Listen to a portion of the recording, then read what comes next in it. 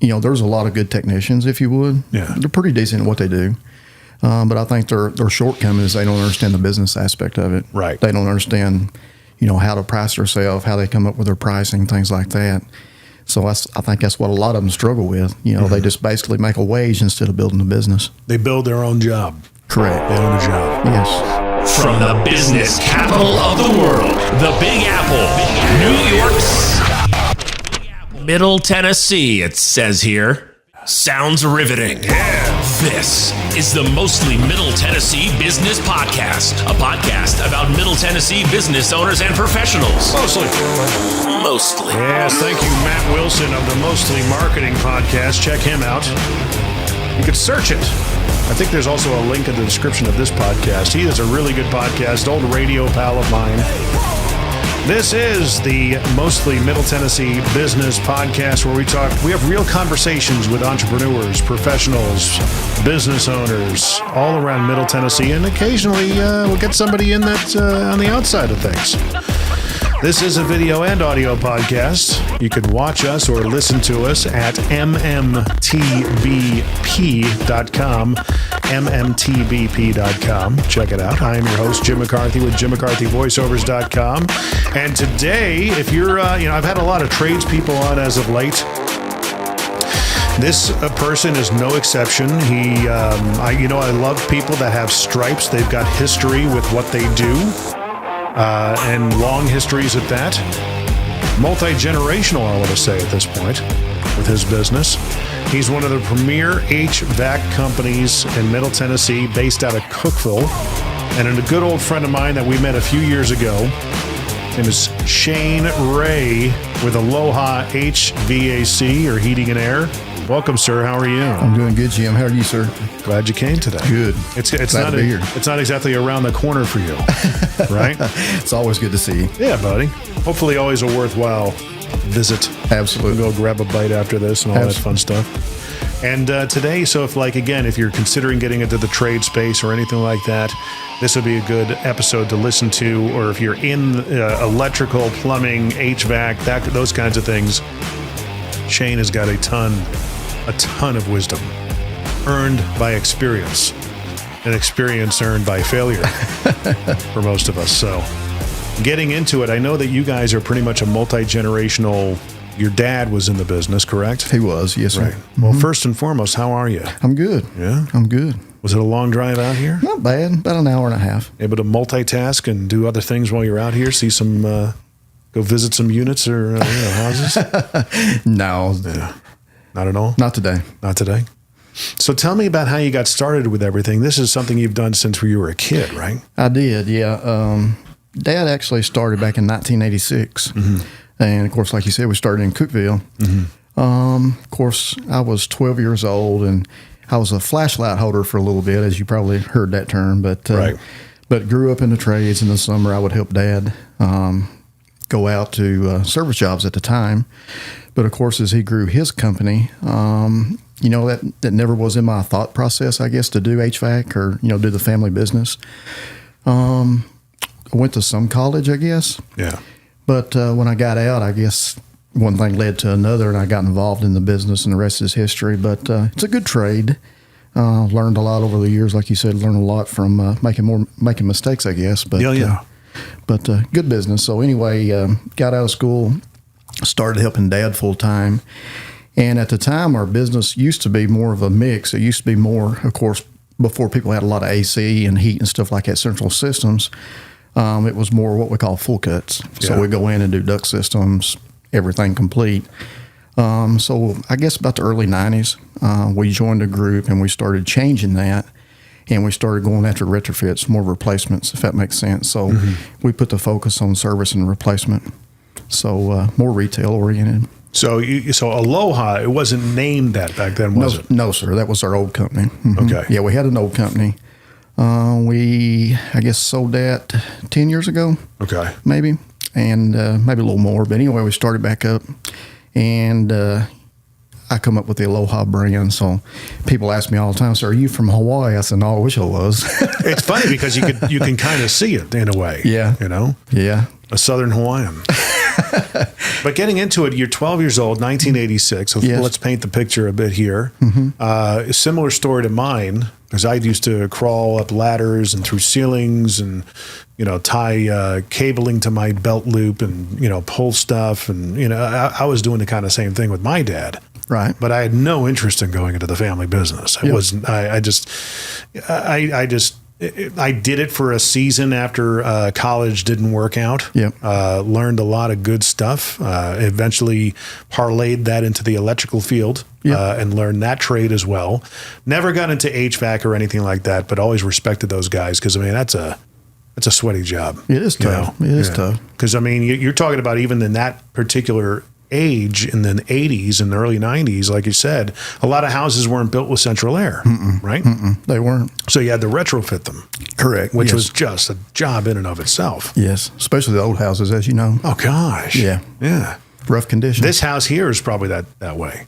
At least we had you got a crawl space under here Right. to kind of run all your duct work. Yep. Was that the advent of the soft duct as well at that point? Yeah, that's a good question. I was trying to remember when that come into play. I'd say maybe mid 80s, late 80s. Okay. We started seeing the flexible duct come into play. But yeah, like you said, used to, man, everything was rigid. So Yeah. the whole duct system was rigid. Yeah, because is rigid still a thing anymore? Rarely. Yeah. Yeah, you get some folks that ask for it, but it's rare. So those of you who are listening that don't really understand what we're talking about, if you go into your attic or in your business, you're going to see, the ductwork that delivers the cold or warm air to wherever room you want.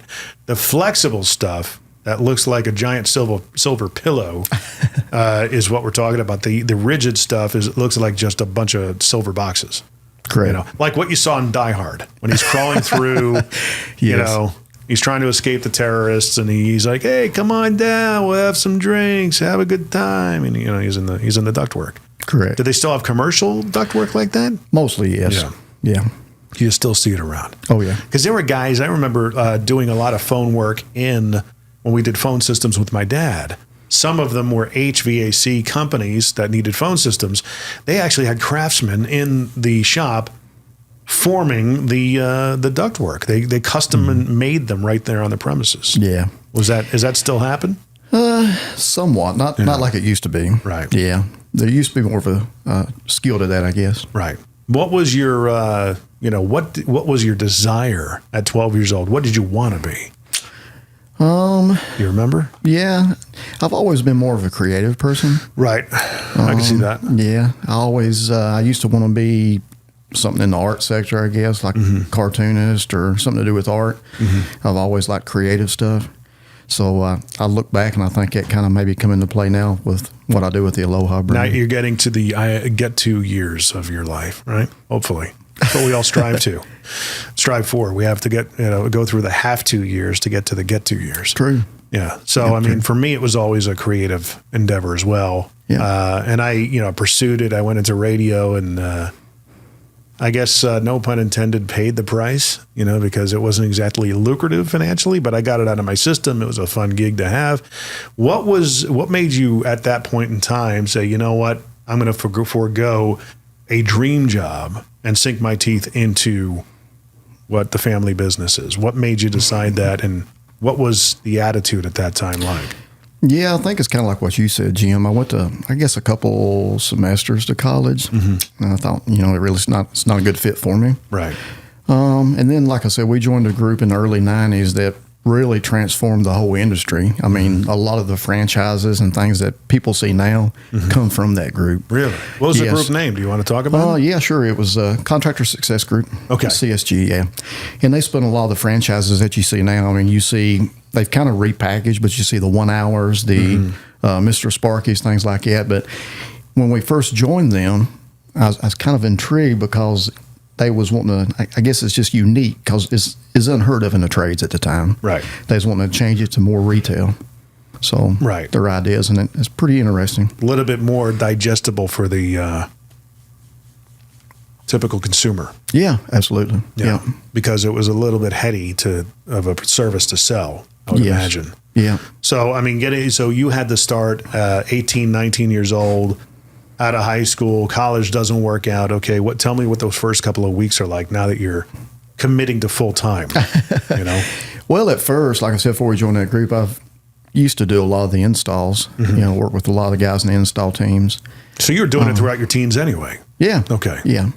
Yeah, I work with them in the field. So, I mean, but that gives you insight into other things as well. But when we joined the group, of course, I got more into the sales aspect of it. In-home presentations, working with homeowners, customers, things like that. So, Did they have the financing like they do back then? They did. Did they? They did. Yeah. And of course, another thing they was really good at was, of course, the branding and the marketing. I mean, it was pretty aggressive in that area. Very cool. Yeah. So tell me about how that kind of evolved. I mean, working with Dad for how long? Oh, gosh. I can't remember. We joined that group. We belonged to them several years, 4 or 5 years maybe. And then, of course, they had I guess I gave you an option. If you could join with them, and you probably heard the name Service Experts. They spun that off. That's the first organization they spun off, first name. We decided not to go with that because a lot of it was, I guess, stock options and things like that. We didn't want to get involved in that. But long story short, we just remained independent and just, done our own thing. But it was good. Learned a lot. What were the kind of things that they were teaching in the group? The biggest takeaways that you still use today? Oh, gosh. I guess business systems, number one. You have to have systems in your business to, operate it. But the marketing aspect, I guess, the sales, I mean, it's just pretty cool. Yeah. So with the business systems, I mean, a lot of guys who get in, you deal with a lot of people, I would imagine, that the trades attract a certain kind of talent, right? You're going to get people that see it. It's similar to the car business in a way. People that see it as a job or a career. Right. Obviously, we want to get more of the career-minded people. They're going to sink their teeth into it. They're going to take it a lot more seriously. I think, back in the 80s and 90s, the trades was where you went when college didn't work out. Correct. You were relegated to a trade, and it was almost like a bad thing. Yeah. That's what my story was, But I ended up going in a different direction anyway, which radio essentially was a trade to a certain extent. But you getting, attracting the talent that you need is tough because a lot of the people that get into it and actually work for somebody else at one moment or another think to themselves, well, why am I doing it for this guy? I can do it on my own and make all the money. Correct. Right? You come across that a lot with a lot. Yeah. Really? Yeah. Yeah. Go ahead. I'm sorry. Elaborate on that. Well, I don't mean it negatively, but I think that's one of the problems that we have in the trades. Right. Is there's a lot of good technicians, if you would. Yeah. They're pretty decent at what they do. But I think their shortcoming is they don't understand the business aspect of it. Right. They don't understand, how to price themselves, how they come up with their pricing, things like that. So I think that's what a lot of them struggle with. They just basically make a wage instead of building a business. They build their own job. Correct. They own a job. Yes. Hey, Middle Tennessee electricians, handy women and men, and just those of you needing better commercial LED lighting solutions.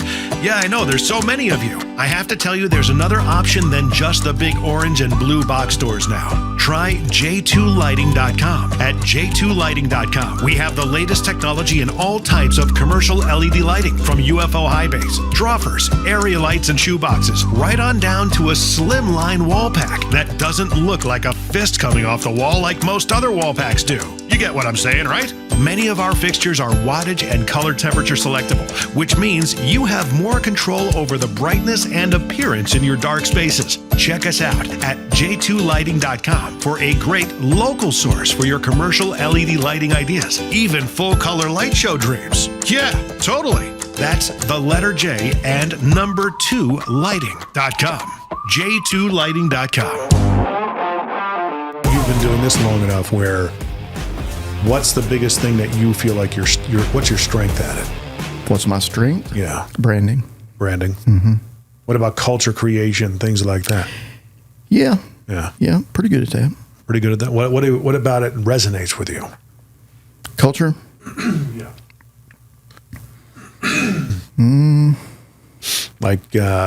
I would imagine that your culture is pretty good. How many guys you have working for you? This company we started, about 6 of us. 6 of us still? Yeah, we don't do any new construction or anything like that. Very little. Just mostly service and replacement. Right. Yep. And then you go into how many? Was it the same core of people that you've had for a number of years now? Got a couple of them, yeah. A couple of the same guys, yep. What kind of things do you see in the business that, for somebody, a high school kid, getting into a trade and making them understand that it's okay to do a trade? Absolutely. Mm-hmm. If anything, it's going to be the least amount of cost, low cost of entry, relatively low barrier to entry to get into a job like that. What would you say to somebody that, that's in high school? Well, college or going to, learning a trade? Well, actually, excuse me, you've probably seen on social media, I've seen some articles lately about there's a big demand in the trades. Right. Huge. And not only that, you go to 4 years of college, you still got debt, and a guy can come into the trades. You can make six figures. Yeah. There's a lot of opportunity. Do you have any, like a culture of, we believe here at J Squared, this is the J2HQ, by the way, this is where we originate this podcast. One of our core beliefs is that everybody's a salesperson. You are empowered to go out and talk to people about lighting, about, the things that we do. Heck, if you know somebody that's looking to get a podcast, bring them on. We can do it all under this roof. These are our strengths. So, is that something you encourage in your business? Oh, yeah. Yeah, we got our values, yeah. Mm-hmm. Yeah, absolutely. What are your values? Well, number one, always do the right thing, even when no one's looking. Mm-hmm. Yeah. Number two, we want to be the best at what we do. Mm-hmm. So we guarantee the homeowner will do the best installation in their market. Right. And put it all in writing. Does your team have the opportunity to sell for themselves and make it a little commission? They do. Yeah. Yep. What's that like?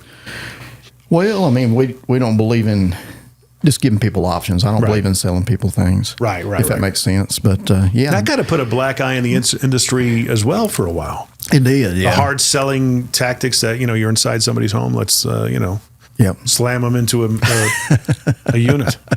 Yeah, there's some of that goes on, unfortunately. But, yeah, when it comes to that, you always want to do what's best for the homeowner. Because if you do that, everything, it's a win-win. Right. But yeah, like you said, you get an old piece of equipment. You just educate. It's all about education. Educate the homeowner. Give them the options. Say, hey, you got an old piece of equipment. Here's what it takes to get it repaired, rejuvenated, or you could do this. Get a new piece of equipment. Warranty, yada yada yada. Mm-hmm. But it's just doing the right thing. Right. Don't twist somebody's arm. Right. So it's a lot of, because you did the AC in my house. Mm-hmm. I needed a new upstairs unit. I guess that's the heat pump. Correct. And you came in, and I remember you were just.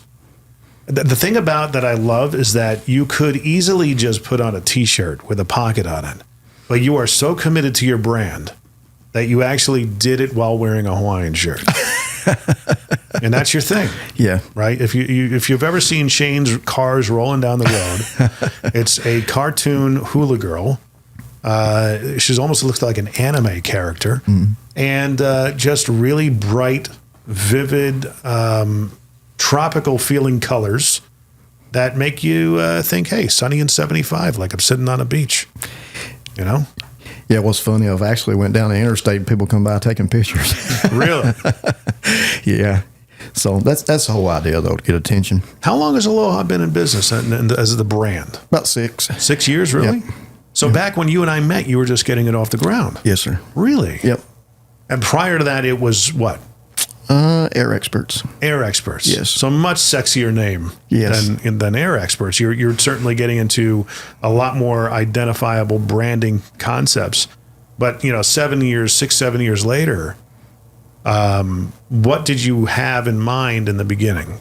And where we are now versus where we are now. Yeah, when I came up with the whole Aloha brand, I guess it goes back to what you were saying about, you always talk about the group we belong to. I got a lot of ideas from that. Right.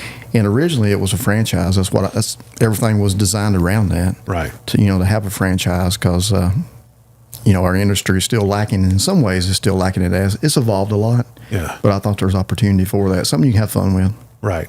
So your major competitors around here would be your Hillers, your Lee companies. Those are the monsters, right? Right. Oh, yeah. There's several people that I know that are in the space that dominate here in Middle Tennessee. We just recently had Justin Sharp on from the AC crew. Mm-hmm. Decent name. Oh, yeah. You know what I mean? He does things very integriously as well. Yep. there's a lot of commonality with you guys. Do you reach out to a lot of people in the space and kind of partner up with them in any sense of the word? Or We're working on that. yeah, mm-hmm. Have you done so in the past? Some, not as much as I need to. Right. What stops you? Is there something, a hesitation that? I mean, it's competition at the end of the day, but Always get sidetracked, I guess. You know how that goes. What are your biggest sidetracks? What are you kind of dealing with? Too many ideas, Jim. Too many ideas.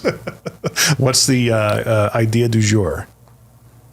What do you mean? Just the idea of the day. What's currently, baking in your brain? Yeah.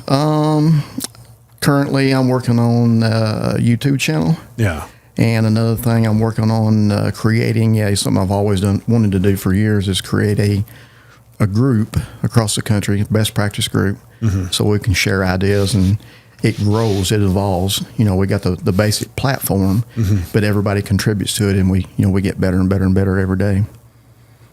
Now, what kind of things would you? I mean, a lot. Well, you and I talked offline about this kind of concept before going onto the podcast, and you were seeking like my thoughts on it. And it's funny because I have to wrap my mind around a concept like that a little bit more, and I understand where you're going with it because if you take a model like a Facebook page that's called Talk Car Wash, which is generally geared for car wash owners, operators, that kind of thing, even employees, they've grown that thing into a 50,000 plus member site, right? And now they have offshoots. They have different kinds of spokes to that hub. Is that the kind of thing you're thinking? Just an industry centric?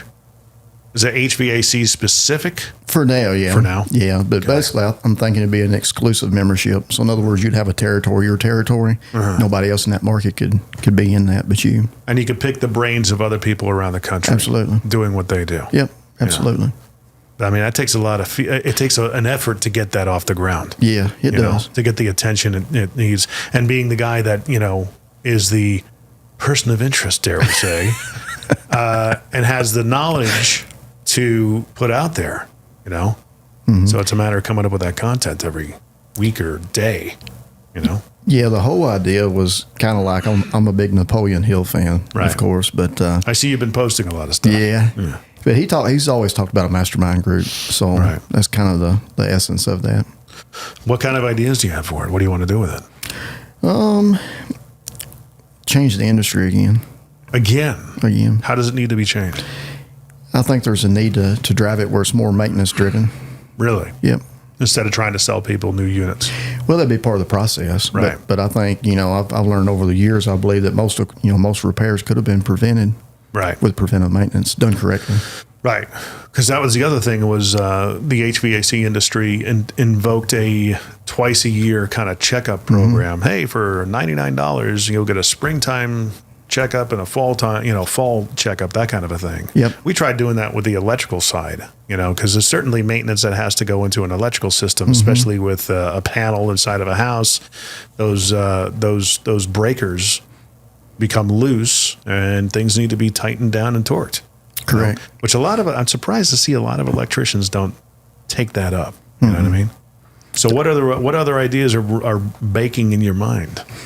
Well, to create a national brand, I guess. Right. You and I have talked a lot about the Aloha brand, but that's always been in the back of my mind. What are some of the challenges you've had? Because it's 7 years in the making. Did you want it to be a national brand by now? I mean, of course we did. Yeah, What were some of the hurdles over the years? I think you get sidetracked from your local business. Yeah. Yeah, it's a matter of commitment, I guess. So in terms of finding somebody, it's a common tale for a business owner knowing that, well, I need to get outside of the business to work on it. Correct. A lot of these coaches will, get in front of you and say, well, you need to work on your business, not in your business. Well, that's really well said. A lot easier said than done. Correct. Because at the end of the day, cash is oxygen. You got to make your payroll. You have to feed the business. Somebody's got to be out there selling. You got to be coaching your guys because you're going to build loyalty with your team because if they know you can do it, it's one thing to not have been there and have no idea what they're doing. It's another thing to say, well, I hired you to be an expert as well, but I know right now what you're doing is not the right thing. A lot of moving parts. What's that? A lot of moving parts. It is. Yeah. And it's kind of like you're right at that sweet spot timing point. Because I mean, everybody that I talk to, it's about 5 to 10 years to get something off the ground. Correct. You know, Yep. getting a plane, like right now, if you were a plane, you're in rollback. Yep. You're about to catch air and become a loft. Yep. Is that what it feels like? It in a does. way? It does. Yep. Talk about the, where's the franchise? Because it did shift over the years, right? It did. How did that happen? What were some of the hurdles that you had? You talking about with Aloha with the building branding? franchise? Yeah. I think if you're talking about like the franchise option, maybe. Yeah. I've thought about doing the franchise, but at the same time, I've thought about maybe the licensing part too, if that's what you're asking. Right. So Is that more of a legal question? yes. What it is. what was your counsel on it? What was the advice?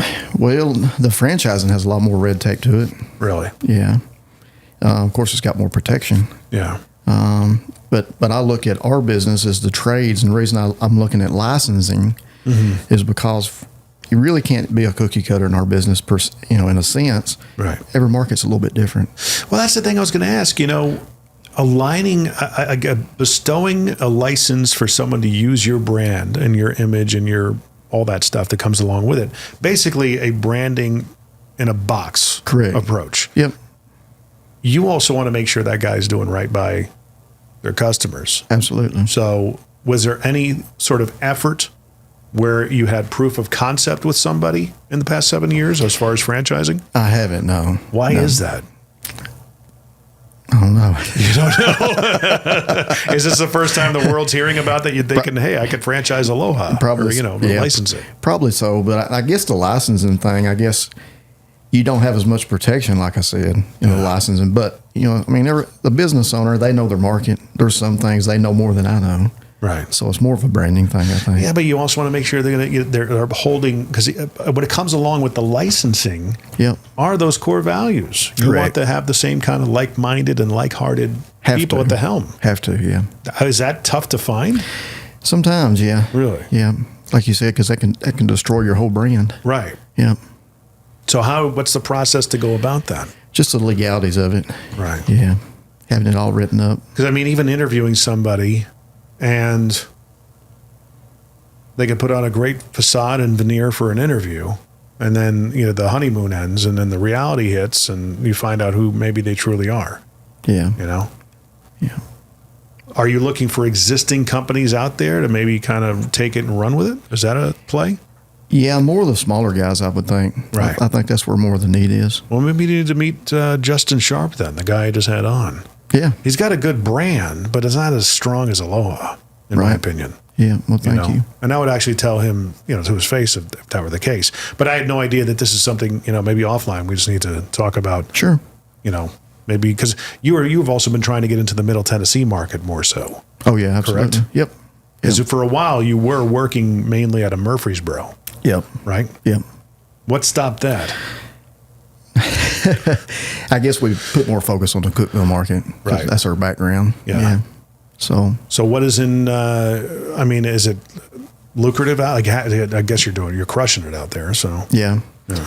We're actually been talking about moving more into, this market. Middle more. Tennessee. Oh, yeah. I remember you and I talking about that. There's a lot more What demand. does that take? You can't be.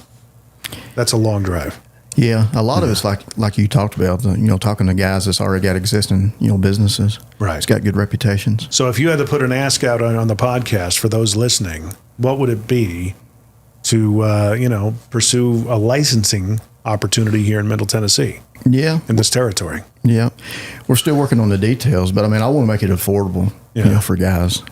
It's not something, my goal never was to, of course everybody wants to make money. Yeah. That never was the goal. The goal was to help the industry. Right. Help guys that's struggling, with the brand, to give them a brand identity. Okay. And what comes with the licensing? Have you figured that out? Not yet, Jim. Not yet. No, it's in the works. Yeah. I better wait before I put that out there. Well, tell me the story of the branding. How did that all come into play? Oh, gosh. When did you first see it in your mind and make it and take action on it? Yeah. It's kind of a funny story. I actually went to, I guess not long after we sold our other company, our old company, I should say, I went to Memphis, which was a good experience. Worked with a friend of mine out there. And Did you live out there? I did for about a year. Yep. And of course, while I was there, I come up. I don't remember why, but of course, I've always been a fan of branding and marketing and do a lot of reading on that. But I come up with the Aloha brand while I was there, and I still got the scratch pad where I wrote it out and come up with it. So I just thought it was something fun. I mean, it's unique. The branding, the Hawaiian theme, something that people remember because everybody likes to go to the beach. Yeah, everybody likes the ocean. So it was something that people could laugh about, have fun with, and get attention. I would imagine that even the comfort aspect is what you're selling. Correct. Right. Getting people back to comfort. Yep. And that's what I kind of came up with the idea for beach chair heating and air, because it just evokes that image, A Corona bottle with a lime in it, with the gulls going by, waves rolling in. Maybe it's 5 o'clock, the sun's beginning to go down. That time of day, and it's a nice 75 degrees. Is 75 too warm or too cold? As I was told before that, well, sometimes people just don't like 75. The song says sunny and 75, and right. It's supposed to evoke perfection, right? Yeah, you might have to franchise that. It's for sale, okay? Is that something you would think of, like breaking Aloha and going with beach chair heating and air? It rhymes. That's right. It's alliterative. It's a good. Right? Yeah, it's good. Alliterative. So you're also a family man. Yes, sir. Got married how long ago? 17 years. 17 years. My goodness. Yeah, 17. We're going on 23 this year. Oh man. Yeah. Goes by quick, right? So how did she feel? Marrying heating and air guy. I think it was tough at first. Yeah? Yeah. It takes up a lot of your time because you got to be there. You got to be the customer's beck and call, man. Yeah, it's demanding, as you know. Yeah. It is. And I think the whole idea, at first, too, of her adapting to the entrepreneur mindset. Really? Yeah. But you were always an entrepreneur. You were always self-employed. Yep. Always. Now, is your dad still around in your family and everything? He is, yeah. And how's, is he still in the business at all? Some, yeah. I want him to, though. Yeah. I want him to be active. That's his cup of tea. Does he help you out in your business? Yeah. What does he do? He helps inside some. I let him work out in the field some. Yeah. He likes that more than anything. Really? Oh, yeah. He likes interacting with customers. Was he kind of like, it's interesting to see like a second generation business really start to take flight, But personally, my experience with you is that you've had this massive vision and it's just a matter of time, a matter of taking action on it, Is this the year? What's the plan for this year? You think so? You know so? I believe so. I know so. Yeah. So who are you looking for in terms of the business? You talking about my business? Yeah. What needs to happen in your home base and your headquarters before you start pursuing licensing, franchising? Yeah, working on getting somebody in place to run the operation. Right. Yeah. Has that been tough? Have you had any luck with that in the past? It is a challenge, as you know. Sometimes it is a challenge to find good people. Yeah. Or some that take ownership. Yes. Without being an owner. Yes. Have you had other people in the business to do it? What are some of the things you've experienced? Yeah, somewhat. But the ownership mindset, I think, like you said, that's always key. Yeah. Finding those people. Yeah, I always try to move people up if they get, if they got, the right mindset. Right. So you can actually start pursuing franchises and licensors. Yep. Not franchises, but you know what I mean. Yep. Yeah, actually, I got a goal, Jim, September the 1st. That's the goal to transition this year. Into a more of a work on my business role. Yep. Yeah. 7 years in, that sounds about right. Yep. Any other family members that are interested in maybe helping out? No, I don't. Your kids interested? Yeah, I don't know. One of them might be. Yeah. But I don't want to push them into that. Right. I want them to be their own person, I guess. Right. But I'd love to if they do want to do that. But yeah, I want them to be their own person. Find out who they are. Yep. How old are your kids? My daughter's 15. Got 3 boys. The oldest one's 11, 9, and 6. Okay. Yep. So you're still in the early stages. Still in the early stages. How's working with a 15-year-old girl? Is it fun? It's challenging at times. Yeah, but she's good. She's got a lot of my personality. Oh, yeah? How so? She's a thinker. Yeah? She loves reading, so I've tried to instill that in her. She's really the only one that took interest in that. So, do you encourage reading for your guys, your team? I do. What do you have them reading? I try to get them to read Napoleon Hill. I mean, everybody knows I'm a Napoleon Hill fan, but just different things like that to put in their head. Try to help them have the right mindset. Now, how long have you been in this is news to me. I didn't realize you were a Napoleon Hill guy. Oh, yeah. How long have you been doing that? Napoleon Hill? Oh, gosh, 15 years. 15? Mm-hmm. And you still pursuing it after 15 years? Every year I read it one time. Really? Mm-hmm. And that's, for those of you who don't know, it's Think and Grow Rich. Yep. Yeah. Yep. He's actually got several books, as you know, but yeah. That's what he's biggest known for. Yes. Yeah. Every year I read Think and Grow Rich one time. Do you take it? You get a takeaway every year that you missed before? Oh, yeah. What's this year's? I think a lot of it's confidence. Yeah. Yeah. But it's interesting that every year I read that book, I'll see something I've never seen. Right. It's crazy. Like what? I don't know. It's just nothing comes to mind. No, not right off. But I mean, it's just when you read that, it's like, man, I never thought about that before. Yeah. But just try to have the right mindset. What's the one thing about the business that frustrates you? Getting the right help. Yeah. Yeah. Which everybody's got that problem. It used to be easier to get help. You probably knew that. Yeah. But now, I don't know. Just technology and stuff has changed. It's a challenge. Is it since when? Oh gosh. I'd say the last 10 years or so. Like the lack of help has increased? Yep. Wow. Yep. Yeah. It's finding even going to the trade schools. Yep. And getting graduates so you could shape them. Yep. Has it been their attitude? That's a lot of it. Really? Yeah. That's typically what it comes down to. Yeah. Yeah, I can take a guy that's got the right attitude. I can teach him technical skills. Right. But I can't give him an attitude. It's funny, a buddy of mine in Lebanon owns a body shop. He said exactly that. He says, if I get a guy in here who's been doing it for years, he's harder to work with. Yep. He says, as long as I have somebody that's willing and eager, I'll hold their hand all day. Yep. As long as they're learning and figuring it out. Yeah, you get some guys that's been taught wrong, and it's hard. You have to untrain them to train them. What kind of things have you experienced in that? Taught wrong how? Just processes, I guess. Installation, mostly. Yeah. And that's the thing is that, the big three is being technically proficient, being honest and integrous, and also being good in front of customers. That's tough to forget. And it's huge now. Right. Yeah, the customer aspect is huge. Because they can roast you, Make or break you. Yep. Especially with reviews and everything now. Well, how are your reviews? Good. How do you work that? We have an app through our marketing that sends reviews automatically. What about communication, phone system wise? Do you have anything that's in place? Because what is your policy when it comes to employee phones? Do they use your own phone for communicating with customers or with the home base, or do you give them a phone? No, we have our own phones we give them.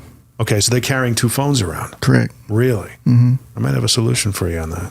Uh-oh. Yeah. Are you still using call centers for that? Or a calling service, answering service? Yes. Are you? Yeah. Yeah, I have a solution for it. We got to talk about that. Okay, cool. Yeah. How do people find and follow you, my friend? Just call aloha.com. That's the website. Yes. Yep. And then on social media, of course, Shane Ray, a.k.a. the Big Kahuna. So there you go. Well, talk about that. Your social media, you're putting stuff out. The Big Kahuna. Yeah. How did that? I forgot to ask about this. Because if you ever go on social media and you see Shane, he's got a big white hat, flat brim, typically.